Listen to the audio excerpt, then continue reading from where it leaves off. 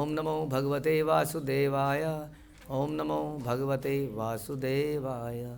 श्रीमद्भागवतम चौथा कैंटो 29वां अध्याय 50वां श्लोक। पुरंजन और नारद मुनि। हरिर्देह भृतामात्मा स्वयं प्रकृतिरीश्वरः तत्पादमूलं शरणं यतः क्षेमो नृणामिह। भगवान श्री हरि इस संसार के समस्त देहधारी जीवों के परमात्मा तथा प्रदर्शक हैं। हाँ, हमारे प्रदर्शक हैं, हमारे मार्गदर्शक भी हैं, हमारे ही हृदय में रहते हैं।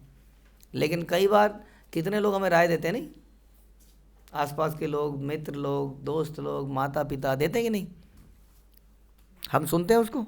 नहीं सुनते कई बार हम। जैसे कि रावण ने, कितनों लोगों ने उसको राय दी लेकिन उसने नहीं सुनी। तो भगवान भी इस प्रकार से हमें मार्ग देते हैं कि नहीं नहीं मत कर, गलत है, लेकिन हम सुनते नहीं हैं। वे प्रकृति के समस्त भौतिक कार्यों के परम नियामक हैं। He knows everything, there nothing which is, जो भगवान से छुपा हुआ है। सारे भौतिक कार्यों के परम नियामक हैं। He is the controller.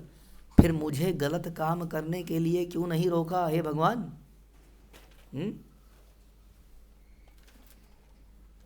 क्योंकि कई बार जब बच्चे को एक बार समझाया, 2 बार समझाया, 3 बार समझाया, उसको समझ में नहीं आया, तो कई बार ऐसा करते हैं हम कि उसकी जलती हुई प्रेस में उसकी हल्की सी उंगली टच कर देते हैं, है ना?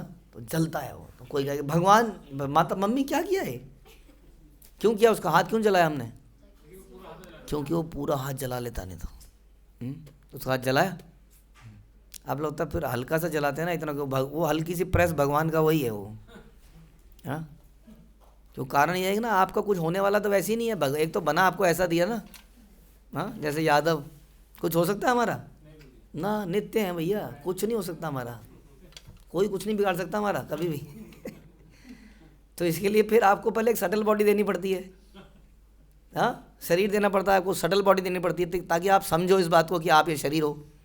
फिर उसको कस दिया जाता है, तब आपको महसूस होता है उस आत्मा को कहाँ से क्या करें उसका। उसी का अंश है। तो इतना कुछ भगवान करते हैं ताकि जस्ट बिकॉज कि हमें ये समझ में आए और हम वॉलंटरली प्रेम से चीज़ों को माने। अदरवाइज इस बात को माने कि भगवान क्या है? सभी भौतिक कार्यों के परम नियामक हैं। He is the controller, we are not. वे हमारे श्रेष्ठ सखा भी हैं। हाँ, हमारे सखा अगर कोई है, वास्तविक श्रेष्ठ, श्रेष्ठतम सखा, मित्र, शुभ चिंतक कौन है? कृष्ण है। तो श्रेष्ठ सखा हमसे क्या क्या कहते हैं वो इस गीत में लिखा है, भगवत गीत में, जिसको हम गीता कहते हैं, भागवतम में लिखा है कि उस सखा ने हमारे लिए क्या क्या नसीहतें छोड़ी हैं और वो हमारे लिए श्रेष्ठतम है। लेकिन हम क्या करते हैं? हम किसी और को अपना सखा बना लेते हैं और हमें लगता है ये मेरे को समझ रहा है, ये बिल्कुल बढ़िया बात कर रहा है, मज़ा आ गया उसके साथ रह के थोड़ी देर, नहीं?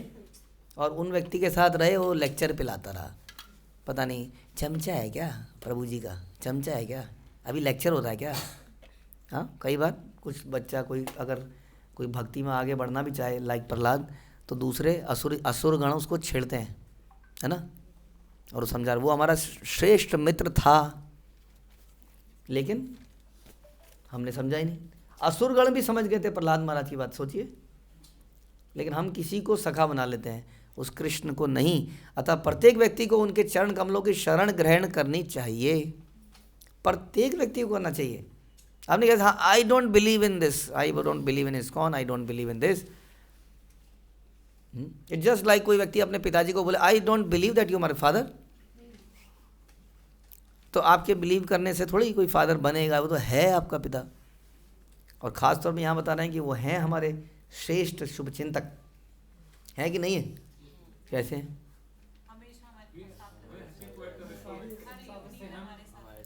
सारी चीज़। हाँ, हम भगवान को क्यों छोड़ना चाह रहे हैं? वही शिष्णोदर परायण, उधर, हाँ, दिस जनेन्द्रियाँ, उधर ये जीव, इसी चक्कर में ये स्वाद देने वाला भी वही है। हाँ, अगर कहीं पर कुछ जीव की लालसा है, उसके लिए भगवान ने कुछ वस्तुएं उपलब्ध करा रखी हैं, है कि नहीं? सोचिए, वो जीव का स्वाद हम लेते हैं तो किन चीज़ों से लेते हैं? जो भगवान ने दिया हमें। नहीं, ये उदर उपस्थ जो भी ये सब है, इसका सुख लेने के लिए भी वस्तुएं भगवान ने ही दी हैं। हाँ, तो सुख भी भगवान ने दिया है, क्योंकि हम लोग प्योर टोटली प्योर नहीं है, हम कुछ कुछ चाहते हैं, कुछ मज़े भी करना चाहते हैं जीवन में, तो भगवान ने वो मज़े भी दे दिए। लेकिन हमने क्या किया? उसका दुरुपयोग किया। भगवान ने बताया था कि ये सैंक्शनड, लीगल, रेगुलेटेड तरीके से करना चाहिए आपको, नहीं तो आप फंस जाओगे, मर जाओगे।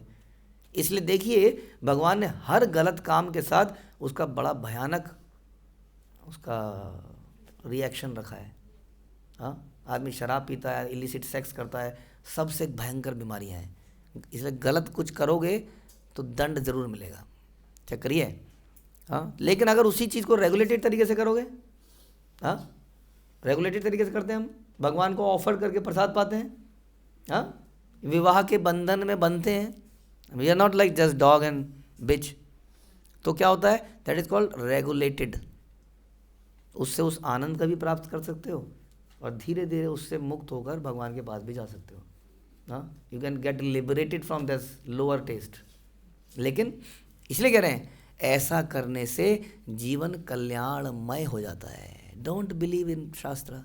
शास्त्र कह रहे हैं यदि आप ऐसा जीवन जिएंगे तो क्या होगा? जीवन कल्याणमय रहेगा। डोंट वरी, क्या मैं इस जीवन में आनंद लूँगा? आप तो प्रभु जी परलोक की बात बताई जा रहे हो, इस लोक में मेरा क्या होगा? भगवद गीता में कहा गया कि ईश्वर सर्वभूतानां हृदयेषु अर्जुन तिष्ठति। है अर्जुन, परमेश्वर हर के किसी के हृदय में है, जीवात्मा शरीर के भीतर है और परमात्मा भी वही है, वह अंतर्यामी तथा चैत्य गुरु भी हैं। हर प्राणी शरीर के भीतर स्थित परमात्मा द्वारा निर्देशित है। उनका आदेश प्राप्त करने के लिए भक्त होना पड़ेगा। समझ में आया? तेषाम सततयुक्ता नाम, वो तो दे रहे हैं, जैसे गुरु बता ही रहे, जैसे टीचर बता रहा है एक क्लास के अंदर सबको। लेकिन कोई स्टूडेंट नंबर अव्वल नंबर के नंबर लाता है नहीं, कोई एक ट्यूशन पढ़ता है, कोई दो दो ट्यूशन पढ़ते हैं, लेकिन फिर भी नंबर नहीं आते हैं। और कोई उसी टीचर से पढ़ रहा है तो अव्वल नंबर ला रहा है। क्यों ला रहा है? वही बता रहे हैं कि जिसके अंदर श्रद्धा है, हाँ, और शरणागति है, तो उसको बुद्धि प्रोवाइड भगवान करते हैं। यद्यपि परमात्मा प्रत्येक प्राणी के हृदय में है, किंतु वह केवल उन्हीं शुद्ध भक्तों से बातचीत करते हैं जो उनकी सेवा में निरंतर लगे रहते हैं। ताहर से बलि विद्या मंत्र अध्ययन, कृष्ण पाद पद्म ये करे स्थिर मन। जिसने कृष्ण के पाद्म पद्मों में अपना मन स्थिर कर दिया है, समझो उसने श्रेष्ठ विद्या प्राप्त कर ली है, सारे वेदों का अध्ययन कर लिया है। से ही से विद्यार फल जानी हन निश्चय, कृष्ण पाद पद्म यदि चित्तवृत्ति रया। शिक्षा का उत्तम फल है कि अपने मन को कृष्ण के चरण कमलों में लगाया जाए। भौतिक शिक्षा द्वारा संसार को जीत लेना वांछनीय नहीं है।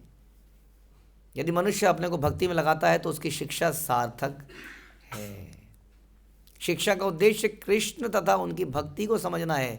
यदि कोई ऐसा नहीं करता तो उसकी शिक्षा झूठी है। ये सब आदि लीला से लिया गया है।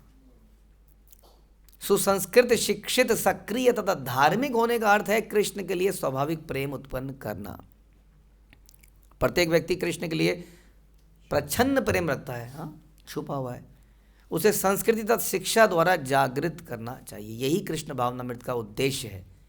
एक बार भगवान चैतन्य ने श्री रामानंद राय से पूछा कि शिक्षा का श्रेष्ठ अंग क्या है, तो उन्होंने उत्तर दिया कि कृष्ण चेतना में प्रगति शिक्षा का श्रेष्ठ अंग है। अगर मेरी कृष्ण चेतना में बढ़ाई हो रही है तो समझ लीजिए मेरी क्लास, मेरी पढ़ाई लिखाई बढ़िया चलिए। हाँ, पूछते हैं ना कितने नंबर आए इस वाले सब्जेक्ट में, कितने नंबर आए। हाँ, तो वास्तविक लक्षण क्या है कि पढ़ाई ठीक चल रही है? कृष्ण भावनामृत में अग्रसर कैसे हो रहा है ना? नाम जप कितना हो रहा है, नाम जप कैसा हो रहा है, नहीं, वैराग्य कितना पैदा हो रहा है, या चीज़ों से आसक्ति हो रही है, भोगों करने का मन कर रहा है, केवल एंजॉय करने का मन करता है, तो इसका मतलब प्रगति नहीं हो रही है, दुर्गति हो रही है। समझ में आया? शिक्षा में प्रगति का मतलब क्या है? कृष्ण भावनामृत, कृष्ण चेतना में प्रगति ही वास्तविक लक्षण है कि शिक्षा कैसी चल रही है। लेकिन आजकल शिक्षा कैसी चलती है? हाँ, बाहरी चीज़ों से, भौतिक चीज़ों से, भौतिक दृष्टिकोण से। समझ में आया? लेकिन आप ये नहीं कह सकते कि हमारा नंबर अच्छे नहीं आ रहे हैं, तो दैट में यही तो हम कहना चाह रहे थे कि इस शिक्षा में रखा ही क्या है, कम से कम आध्यात्मिकता में तो आगे बढ़े। नहीं तो क्या लक्षण है आध्यात्मिकता में आगे बढ़े व्यक्ति का? बोलिए जी, कोई एनी सिम्टम? कोई सिम्टम नहीं है। हाँ, नाम जप करना, पर जल्प नहीं करना, बाहर की चीज़ों में उससे डिटैचमेंट पैदा करना। आंसर आपको सब पता है, अपने जीवन में कितना उतारा है ये सब झांक के देखिए। हरे कृष्ण। श्रील प्रभुपाद की जय। ग्रंथराज श्रीमद् भागवतम की जय।